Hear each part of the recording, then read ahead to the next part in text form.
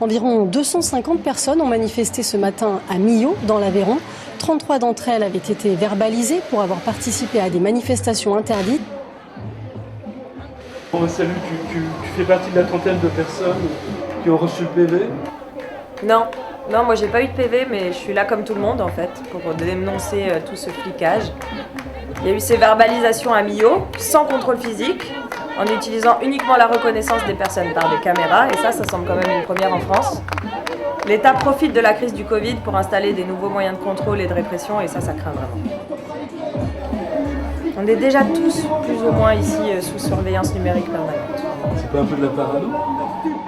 Ah non, à chaque fois qu'on utilise Internet, à chaque fois qu'on utilise une carte bancaire, un smartphone, un GPS ou encore les nouveaux compteurs Linky, là, chaque clic, chaque déplacement sont mémorisés, ils sont croisés par Google ou autres, ou par des services de l'État.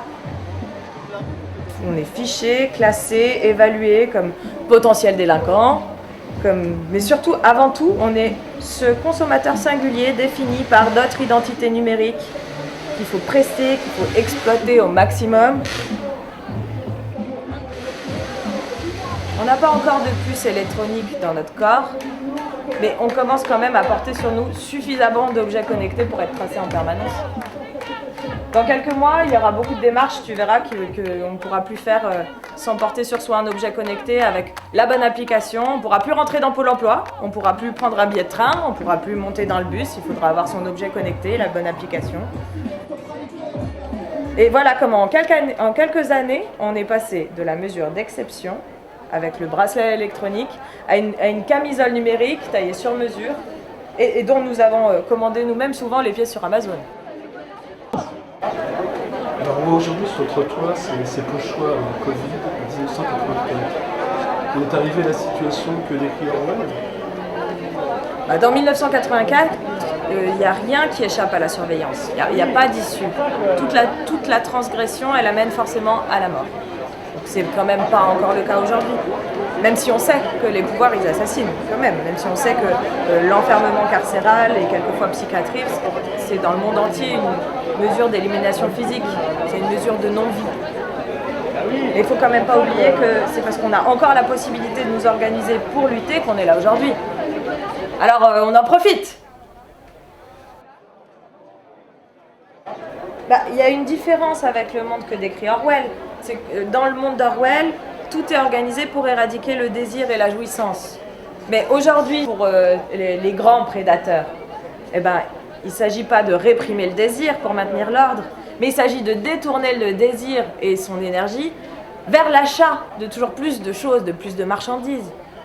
Et pour la plupart de moi, ce que j'appelle les emprisonnés de la connexion, cette connexion permanente, elle n'est pas vécue comme une aliénation, elle est vécue comme la possibilité d'un extraordinaire développement personnel.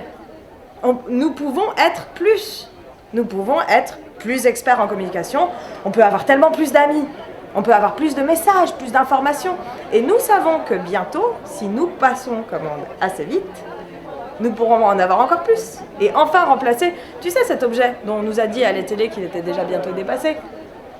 De dialogue social, ensuite la distanciation sociale, maintenant la répression sociale. On est très au fait de ce qui nous attend.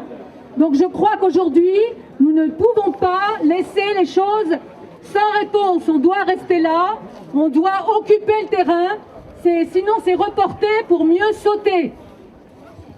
Bravo, bravo. Mais tu vois le contrôle, il est encore imparfait.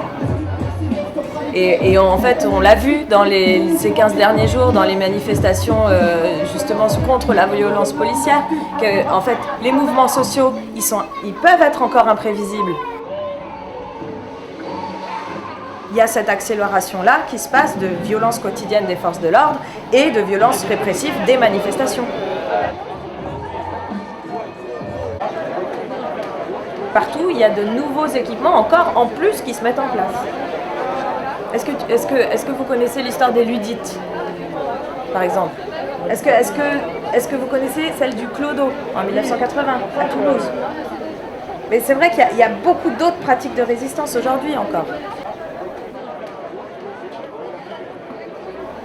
Le plus dommageable, ce serait encore que finalement ce soit notre propre conscience de la surveillance qui nous bloque et que nous nous isolions nous-mêmes et que nous nous renfermions nous-mêmes, qu'on s'auto-censure. Oui, s'il nous faut être connectés par moment, alors soyons-le, mais formons-nous collectivement à nous connecter avec un maximum de précautions. On peut inventer des choses, on peut encore se déconnecter le plus souvent possible pour se relier les uns les autres. Parce que c'est ça en fait maintenant qu'il va falloir privilégier. C'est le contact, c'est la main à la main, c'est le bouche à oreille. Et c'est toutes ces choses-là qui passent pas par le biais de la connexion.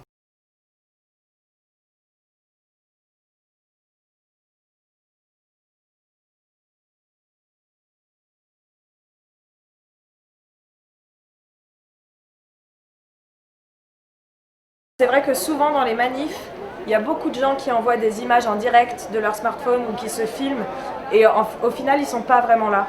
Est-ce qu'on peut être là avec un smartphone à la main? Est-ce qu'on peut être relié avec les gens autour de soi? Non, c'est impossible. Alors qu'aujourd'hui, j'ai ressenti vraiment une vraie présence des gens dans la manif. Et le panneau que j'ai préféré du coup, c'est celui qui disait « J'étais là, je suis là, je serai là ».